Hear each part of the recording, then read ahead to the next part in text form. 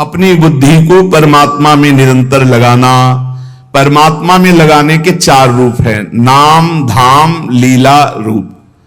जो नाम, रूप, लीला, धाम है, इनमें सबसे सहज सरल नाम है, क्योंकि धाम भी सब कोई वास नहीं कर सकता। नाम जहां जो हो, जहां हो जो हो, बालक, वृद्ध, स्त्री, पुरुष, पढ़ा लिखा, मूर्ख, कोई भी हो, नाम जब सबको भगवत प्राप्ति करा देता है। गोस्वामी श्री तुलसीदास जी महाराज विनय पत्रिका में कह रहे हैं, बहुत जोर की बात है, कह रहे हैं कि नाम राम रावरोई हित मेरे, स्वार्थ परमारथ साथिन सो, भुज उठाई कहो तेरे, नाम राम रावरोई हित मेरे।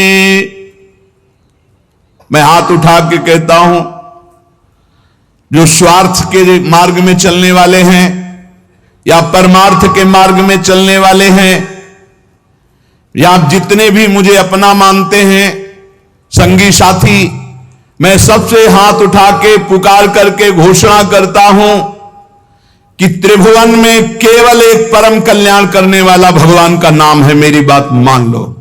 गोस्वामी तुलसीदास जी कहते, नाम चल रहा है, कहीं भी हो आपको भगवत प्राप्ति हो जाएगी। नाम चल रहा है, नाम।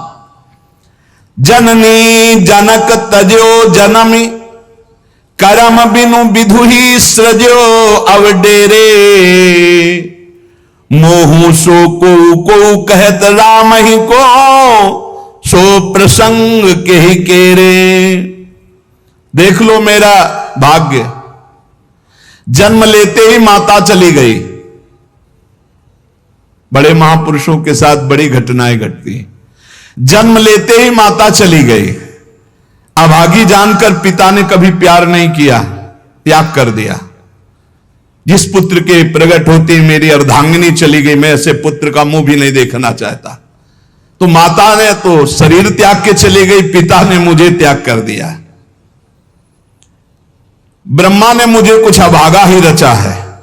गोस्वामी तुलसीदास जी कहते हैं, बड़ा बेढप मेरे भाग्य की रचना करी। जिसके दरवाजे में खड़े हो जाते टुकड़ा नहीं देता, भगा देता। जिस दासी ने पालन पोषण किया, कुछ दिन बाद वो भी पधार गई। सबको ये भ्रम हो गया कि तुलसीदास जी महाराज के लिए कि बड़ा भागा बालक है, जिसके दरवाजे पे खड़ा होगा कोई घटना घट जाएगी, कोई भोजन नहीं देता। बोले ब्रह्मा ने कुछ भाग्य ही ऐसा रचा था। अब जो मुझे समझ में आया कि मेरा जो भाग्य बदला वो राम नाम से, राम राम राम। पकड़ो बात को, पकड़ो। अब तो कोई कहता है कि तुलसी राम का है। अब अभाग्य मिट गया। बड़े बड़े बादशाह ताज उतार कर रखते हैं, जानते हुए सब क्यों हो रहा है? क्योंकि हमने राम नाम का आश्रय ले लिया। अब खूब राम राम राम राम जपता हो, उसका परिणाम हुआ कि सब कोई सम्मान देता है, सब ताज उतार के रख रहे हैं, प्रणाम नमस्कार दुनिया वाह वाह। क्यों?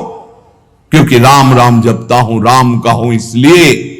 बात समझो।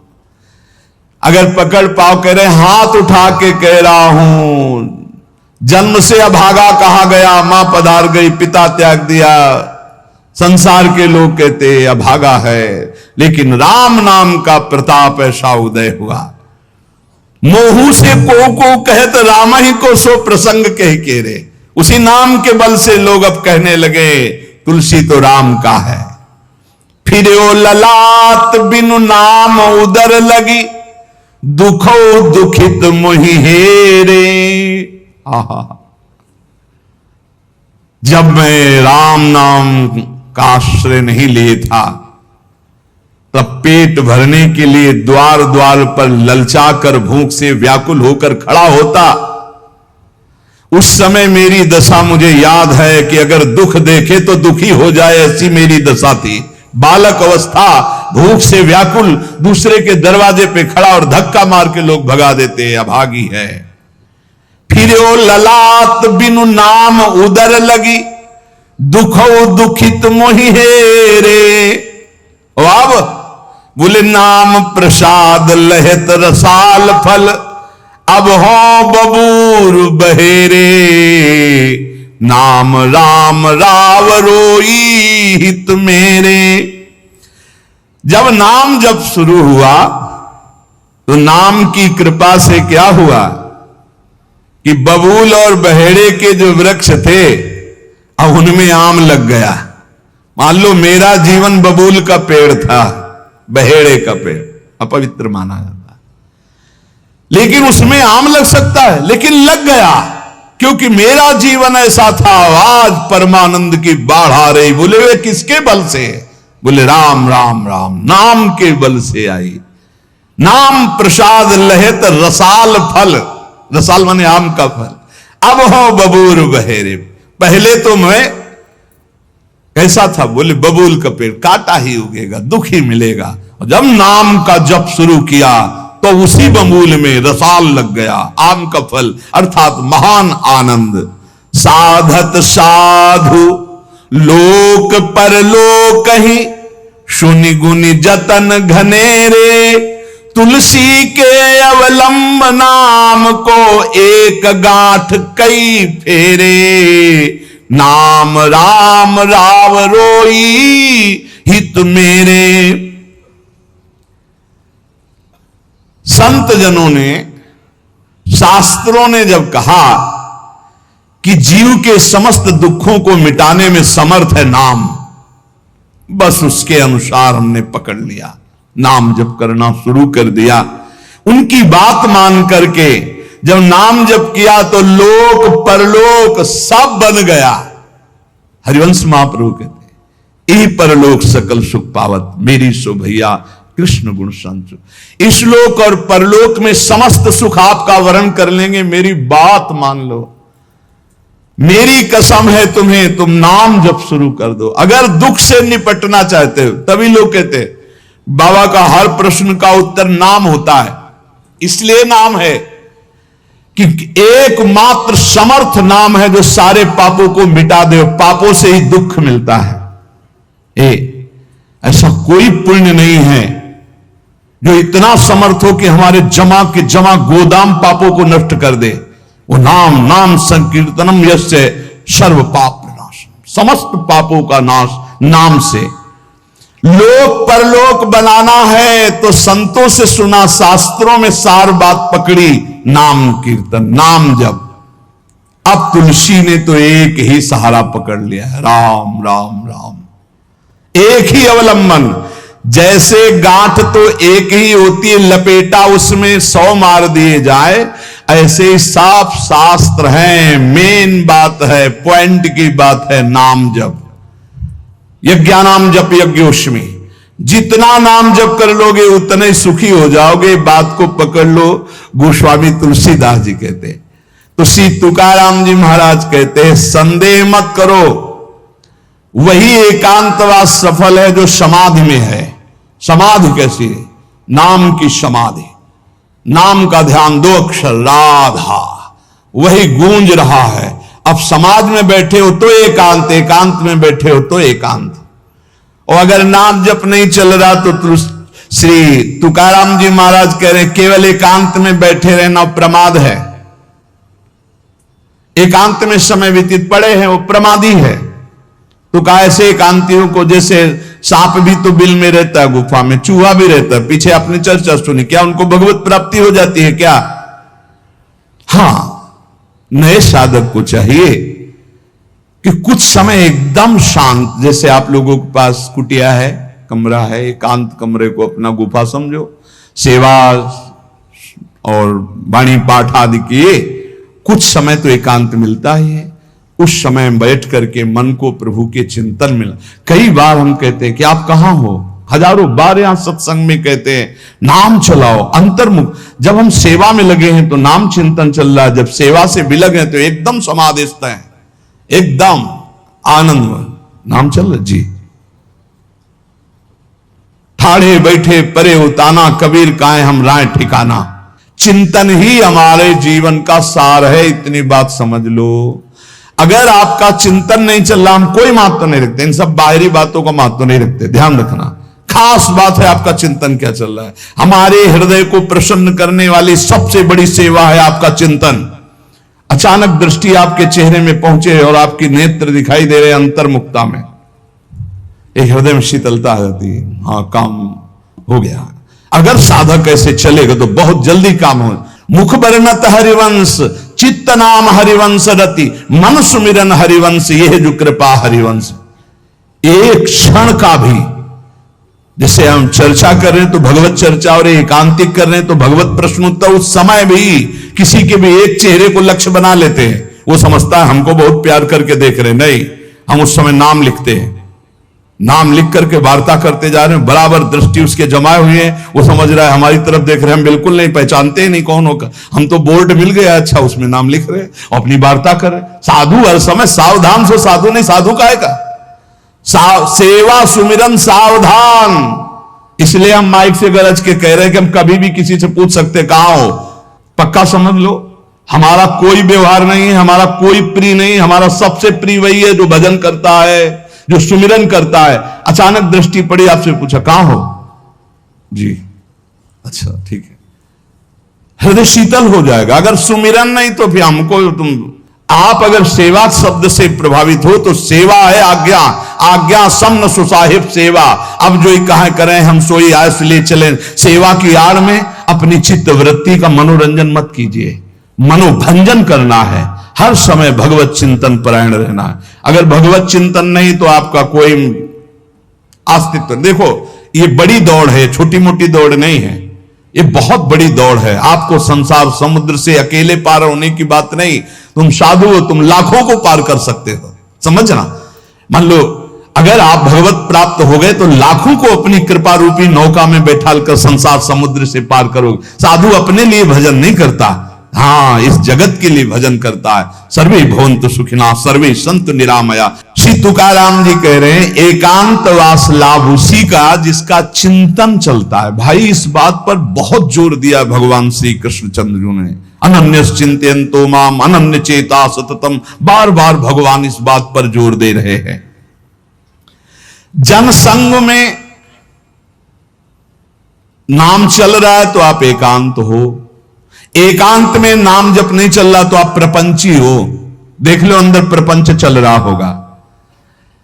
जन संसर्ग से शून्य अर्थात भीड़ भाड़ में रति न होना, अर्तिर्जन संसदी, और एकांतिक भगवत चिंतन होना। हम एकांत को समझते कमरा में पड़े हैं तो हम एकांत हैं, हम ऐसा एकांत नहीं समझते। एकांत है कि हम प्रभु के चिंतन में हैं तो एकांत है, चाहे बाजार में खड़े हों। अगर प्रभु का चिंतन नहीं तो एकांत में कमरा में पड़े पड़े एकांत में कोई लाभ नहीं। एकांत में उसी का लाभ है जो एकदम समाधिस्थ तन्मय है। एकांत में समाज में सावधान होकर चेष्टाएं कर रहा है और नाम अंदर अंदर चल रहा है। आनंद कंद भगवान गोविंद को छल छंद अच्छा नहीं लगता, मतलब नाटकबाजी अच्छी नहीं लगती। जहां हो वहीं भजन करो, जैसे हो उस परिस्थिति में भजन करके दिखाओ। भजन की भूख जग जाए यार, यही सत्संग का लाभ है। भजन की भूख जग जाए।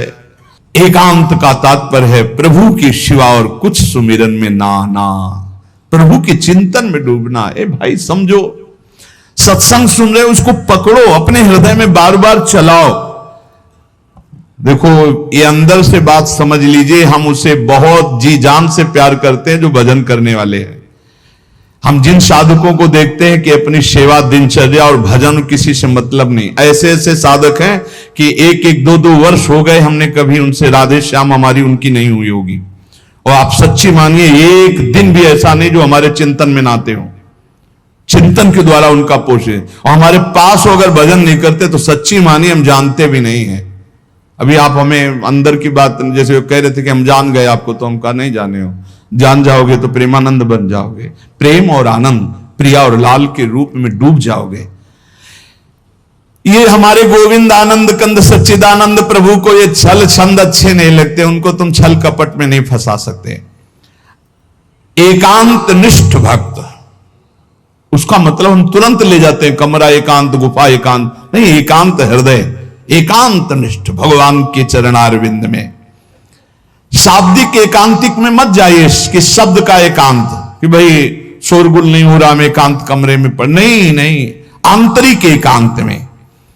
अकेले चुपचाप बैठे रहना एकांत नहीं कहता, भगवान में खोए रहना एकांत कहे। इसको समझिए, प्रभु में खोए रहना, एकांत वास का तात्पर्य सच्चिदानंद प्रभु में खोए रहे। तो सत्संग, नाम कीर्तन, नाम जप, भगवत सेवा, इन्हीं से असली एकांत मिलता है, हृदय का एकांत। हृदय रूपी गुफा में हर समय चित्त चिपका हुआ है प्रभु के चिंतन में। कितना अपार आनंद है जब हर समय मंत्र की बार बार आवृत्ति होती, नाम। जो न तरह भव सागर अस समाज नर पाए, स्वत निंदक मंदमति आत्म हनन गति जाए। श्री तुकाराम जी महाराज कह रहे हैं कि जीव में एक अहंकार होता है, यही आत्मज्ञान को ढके हुए है, यही भगवदानंद को ढके हुए। अहंकार तामस वृत्ति से टिका रहता है, तमोगुण का लक्षण है अहंकार। इस तमोमय अहंकार में इसके बहुत प्रकार हैं। मैं स्त्री हूं, मैं पुरुष हूं, मैं विद्वान हूं, मैं धनवान हूं, मैं कुलवान, बहुत तरह के अहंकार हैं। सब अहंकार के भेद ही हैं। ये मैं देह हूं, ये मुख्य अहंकार बनता है जाकर, मैं देह। इस मलिन अहंकार से उज्जवल अहंकार ढक गया कि मैं ब्रह्म हूं, ये ढक गया। देह मैं हूं कहने के साथ ही लाखों चिंगारियां अहंकार की प्रकट हो गई। मैं रूपवान हूं, मैं धनवान हूं, मैं विद्यावान हूं, मैं गुणवान हूं, मैं कीर्तिवान हूं, मैं त्यागी हूं, अहंकार। मैं अमुक देश का, अमुक भाषा का ज्ञान, अमुक धर्म का ज्ञान, अमुक जाति का, अमुक वर्ण का, अमुक कुल, आदि आदि, अहंकार। प्रकृति के स्वभाव में हर्ष और विषाद, स्तुति और निंदा, मान और अपमान, ज्ञान और अज्ञान, इस सब अहंकार के कारण ही भोगने पड़े। अहंकार। प्रकृति से परे जो परमात्मा है तब तक आंख उठाकर उसकी ओर नहीं देख सकते जब तक अहंकार है। तुकाराम जी महाराज कह रहे हैं, परमात्मा के और तुम्हारी दृष्टि के बीच में जो पर्दा लगा हुआ है वो अहंकार। जब तक ये अहंकार नष्ट नहीं होगा तब तक भगवान की तरफ आंख भी नहीं उठा सकते हो। दर्शन पाने की बात जाने दो। बहु धन त्याग कर सकते हो आप, बहुत बाहरी आडंबर दिखा सकते हो आप, लेकिन ये अहंकार तब भी पुष्ट होता रहेगा। मैं धन त्यागी हूं, तब भी आप परमात्मा का साक्षात्कार नहीं कर सकते। ये अहंकार सर्वथा दूर तब तक नहीं होता जब तक भगवत कृपा से गुरु कृपा नहीं होती। गुरु कृपा। तभी तो तुकाराम जी के पीछे चैत्र में सुनाओ छटपटा रहे थे कि गुरुदेव मिल जाएं, गुरुदेव मिल जाएं। जैसे जैसे गुरु की कृपा अवतरित होती है हृदय में, वैसे वैसे अहंकार का पर्दा भस्म होने लगता है, आग ही लग जाती है। अहंकार भस्म हो गया। जो ही अहंकार का पर्दा फटा तो सन्मुख परमात्मा का साक्षात्कार, वही अहंकार पर्दा है। जैसे कोई प्रवीण कला विद्या से युक्त हो पर आसन लगा करके अपने सामने पर्दा कर दे तो न कला दिखाई देगी, न प्रवीणता, न गुण, न वो। ऐसे समस्त कला समस्त विद्याओं के गुरु तुम्हारे हृदय में आसन लगा के बैठे पर अहंकार का पर्दा लगा। अहंकार हटा दो, समस्त गुण और विद्या के समुद्र भगवान का साक्षात्कार हो जाए। एक जगह तुकाराम जी महाराज कीर्तन में मस्त, तो एक कीर्तन में आया करते थे, उनके मित्र नास्तिक थे। उनसे कहा एक बार आप तुकाराम जी के कीर्तन में चलिए और अगर आपको भगवदानंद ना आवे तो फिर आप जैसे भगवान की निंदा करते रहते हो, हम आपको कभी नहीं रोकेंगे, आप हमारे दोस्त तो एक बार चलो।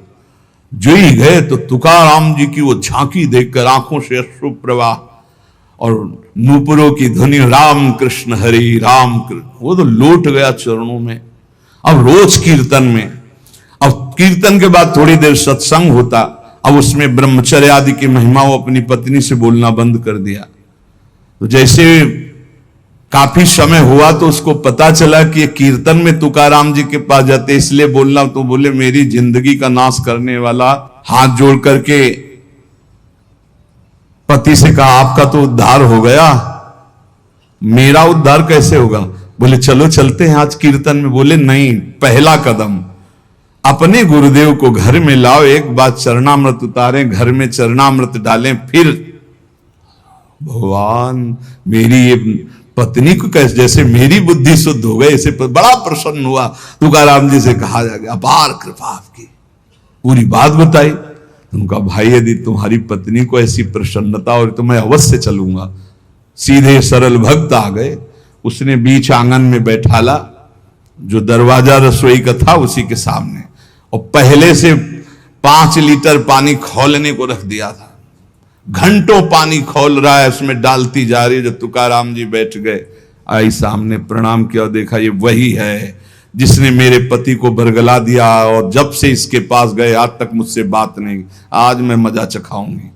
और बस कपड़ा से पकड़ भगोना लाई, ऊपर तुकाराम खौलता हुआ पानी, विठ्ठल विठ्ठल पांडुरंगा पांडुरंगा, सब छाले छाले पूरा शरीर, और गर्म पानी इतना। ऐसे थोड़ी संतों के जीवन में तुम्हें कैसे कैसे कष्ट बताए। जो भगवान का यश विस्तार करते हैं उनके लिए, जो अपने निंदा कांचे घर आसावे से जारी, प्रभु मैं किसी के पास नहीं जाता, निंदा मारने वाले, वाचाल, कुतर्की, संशयी, ये सब मेरे पास आते हैं और मुझे परेशान करते, मुझे कष्ट देते हैं। इसलिए मैं क्या करूं प्रभु, आपका भजन करूं या इनसे झगड़ा करूं? ये पाखंडी लोग मेरे पीछे पड़ गए विठ्ठल, मैं उनसे क्या कहूं? मैं नहीं जानता ये छल कपट, ये लड़ाई झगड़ा। मैं तुम्हारे पांव पड़ता हूं, उनके भी पांव पड़ता हूं, मुझे भजन करने दो, इनसे दूर रखो। नको दुष्टो संग पड़े भजना मधि भंग, तुक निषेधिता मद न साहे सर्वथा, एका माध्या जीवे बाद करूं कोणांसवे, तुझे वर्णुम गुण की है राखो दुष्ट जन। काय करूं एका मुखे सांगम महणे तुका। तुकाराम जी कह रहे हैं अगर दुष्ट पुरुष का संग दुष्ट करे तब तो निभ जाएगा, लेकिन दुष्ट का संग अगर साधु से करवाओगे तो भजन भंग हो जाएगा। नको दुष्ट संग पड़े भजना मदि भंग। प्रभु ये दुष्ट लोग मुझे नीचा दिखाना चाहते हैं, मुझे इस बात से कोई डर नहीं, पर मुझे सहा नहीं जाता जब ये भजन विरोधी बात करते हैं। मैं अपने को अकेला देख रहा हूं प्रभु, किस किस से वाद करूं? ये आपका गुण नहीं बखानते, ये दुष्ट जन आकर के आपकी अवहेलना करते। तुकाराम कहता है एक मुख है, किस किस को उत्तर दूं? इसलिए दुष्ट जनों का संग जब प्राप्त हो तो मौन ही सबसे उत्तम है, और भगवान को पुकारना, पुकार करके अलग रहना। और ये प्राप्त होगा जब आपका अच्छा भजन चलने लगेगा तो दुष्ट लोग पीछे लग जाएंगे। ये भगवान का ऐसा है। देखो जिसका भी उत्तम भजन हुआ उनके साथ ये घटना घटती है। उपासक को अनुपम आनंद की प्राप्ति एकांत लाभ से होती है, पर केवल एकांत में बैठे रहना एकांत लाभ नहीं है। एकांत लाभ का मतलब है समाधि, चाहे सबके बीच में बैठा भी हो। ये अहंकार किसी भी गुण कला विद्या से नहीं मरता है, इसको और अहंकार हो जाता है, मैं कलावान हूं, मैं विद्यावान हूं, मैं गुणवान हूं। अरे यहां तक कि मूर्खता का भी अहंकार होता है। चित्त में अहंकार को पोसते पोसते अनंत जन्म व्यतीत हो गए, अब भगवान के मार्ग में चले तो नम्रता का अहंकार हो गया। यह भी है, मैं बहुत सरल हूं। अरे कितना बोझा लदा है अहंकार का। तुम और समझो, धूर्तों को धूर्तता का भी अहंकार होता है। कल्याण के मार्ग में चलने वाले साधकों के अंदर यह अहंकार प्रकाशित होता तो देख पाते हैं, ज्ञानी लोग नहीं देख पाते हैं। ये साधकों को क्लेश देने लगता है, तब जान ले कि इसके मिटने का समय आ गया। जिसको अहंकार चुभने लगे, एक साधक रो रो के कह रहे थे कि मुझे ऐसा अहंकार है कि मैं दैन्य हूं, भगवान की विशेष कृपा मेरे ऊपर, मैं बहुत भजनानंदी हूं, क्योंकि हर समय नाम जप करता रहता हूं, तो मुझे डर लगता है कि इस ऑपरेशन का कहीं कोई कठोर विधान भगवान न कर दे। उनका उसे डरना तो चाहिए, क्योंकि भगवान ऑपरेशन तो बहुत अच्छा करते हैं, पक्का करते हैं, पर घटना बहुत, तो बोले मुझे डर लगता है, मैं सहन नहीं कर सकता कि अगर कोई ऐसी घटना आई, तो यही अहंकार है, वो बचना चाहता है। तो हम कहा डरो और भगवान से प्रार्थना करो, नहीं तो ऑपरेशन थिएटर साथ ही लिए घूमते भगवान, पता नहीं कब कहां कौन सी घटना घटा दे कि सारा अहंकार मिट्टी में मिल जाए। तुकाराम जी महाराज कहते हैं, पहले पहले जब साधक जानने लगता है कि अहंकार मेरे अंदर जागृत हो गया, तो जहां तहां सम्मान से बचने लगता है और उसकी वाणी का लोगों पर प्रभाव पड़ने लगता है। तब अहंकार उपाधि रूप धारण करने के लिए फिर आ जाता है चौड़े पे। बहुत बड़ा युद्ध है।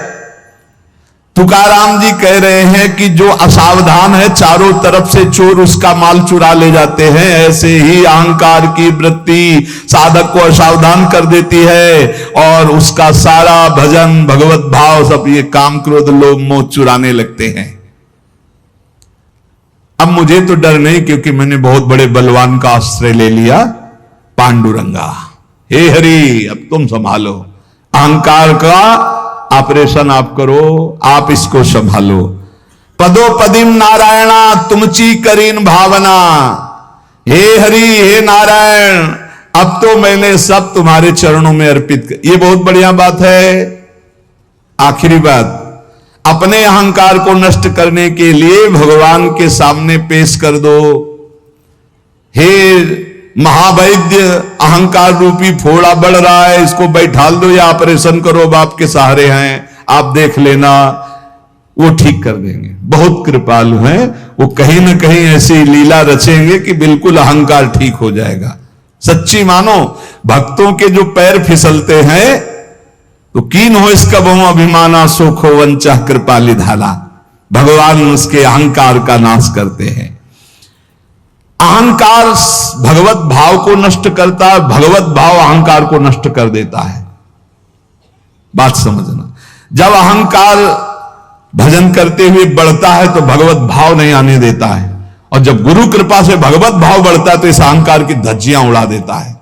इसलिए हम भगवदानंद की प्राप्ति के लिए कंचन, कामिनी, कीर्ति, तीनों खाइयों से बचने का प्रयास भगवान के नाम बल से करें। अधिक से अधिक आंतरिक एकांतिक हृदय को देखते रहें कि प्रभु के नाम में लगा है कि नहीं, और किसी भी बात का हमारे अंदर अहंकार ना आने पावे। यदि अहंकार आवे तो भगवान की शरण में होकर पुकारें कि हे नाथ, मेरे इस मलिन अहंकार का नाश कीजिए। अगर हमारा जीवन सावधानी पूर्वक गुरु कृपा से चलता रहा तो इसी जीवन में अहंकार नष्ट हो जाएगा और भगवान का साक्षात्कार हो जाएगा, जो जन्म जन्म की बिगड़ी बन जाएगी। समस्त साधकों से गृहस्थ विरक्त सबसे प्रार्थना है, रोज के सत्संग का सार विषय है कि आप अभी तो सत्संग सुन रहे हैं, लेकिन इसके बाद आपका चिंतन क्या है। आप जब यहां से चलते हैं तब आपका चिंतन क्या है, आप जब घर की दिनचर्या में होते हैं तब आपका चिंतन क्या है। ये कोई संसारी ड्यूटी नहीं कि आप कथा सुने, आप वाणी पाठ के, इसके बाद आप फ्री हो गए, आपका काम हो गया, आप हर समय मनोरंजन सांसारिक चिंतन नहीं। भाई, हमें हर समय सावधान, यहां तो सावधानी है ही, क्योंकि समूह में हो, एकांत में विशेष सावधान रहकर नाम जप करो। देखो, नाम जप चल रहा है ना, कोई भी विषय आपको नहीं बांध पाएगा। हम कई बार कुछ साधकों से कहते कि विषय सेवन तभी बांधता है जब आप नाम जप नहीं। अगर आपके अंदर चल रहा है राधा वल्लभ श्री हरिवंश, राधा वल्लभ श्री, आप प्रसाद पा रहे हो, आपको स्वाद नहीं बांध पाएगा। कोई भी भोग, कोई भी विषय तभी बांधता है जब आपके बीच में भगवत स्मरण नहीं होता। इसलिए हम कहते हैं चिंता मत करो, चिंतन करो, नाम को बार बार पकड़ो। नाम पकड़ लो, विषय के बीच में रहते हुए भी विषय आपको नहीं बांध पाएगा। बस बात समझना है। जब समझ में नहीं आता हो, हम डरते हैं तो हम कहते हैं विषय फेंक देते हैं। इस विषय को फेंक दोगे, लेकिन इसका जो राग चिंतन है, समझो, तन छाड़े मन गही रहे दोनों ही दुख होए। बात को समझिए, साधक समझता नहीं। तन छाड़े और मन गई रहे तो दोनों ही दुख होए, और रसबल छूटे जो विषय तब ही तो सुख होए। समीप है ये विषय, लेकिन अंदर से भगवत चिंतन का आनंद है। ये विषय क्या कर लेगा? अब बाहर से फेंक दियो, अंदर से इसका चिंतन हो रहा है तो बहुत दोनों ही दुख होए। उपासक नाम न छोड़े। जब उनसे कहते ना ऐसा कैसे हो सकता है, करके तो देखो ऐसा होता है, ऐसा ही होता है। विषयान गृहणंत मुंचंत, वह स्थिति तभी आएगी जब आप नाम में स्थित है, नाम में आपका मन स्थित है। अब आप विषयों का बीच में है तो भी कोई सेवन हो रहा तो कोई फर्क, त्याग हो रहा तो कोई फर्क नहीं। आप इस स्थिति को प्राप्त करने के लिए नाम पर ध्यान दीजिए। नाम जब चलेगा तो रमा विलास राम अनुरागी, तजत बमन जिम जन बड़ भागी। इसलिए भाई चूकिएगा नहीं, बहुत महिमामय समय है। खूब नाम जप करके भगवदानंद की प्राप्ति की जाए। इसी जन्म में प्रिया प्रीतम से हाँ बिल्कुल आमने सामने उनके चरणों में लौटे, उनकी सेवा। ये घर के लोग हैं, ललिता विशाखा चंपक चित्ता, ऐसा अपने परिवार है, वहां चलना है। हम भूल से आ गए संसार में, अब हमें अपनी भूल मिटाकर फिर धाम पहुंचना है। बिल्कुल नजदीक आ चुके हैं, बस दरवाजा क्रॉस करो, चिदानंद धाम में प्रवेश हो जाएगा। शेष चर्चा आगे। श्री राधा वल्लभ लाल की जय।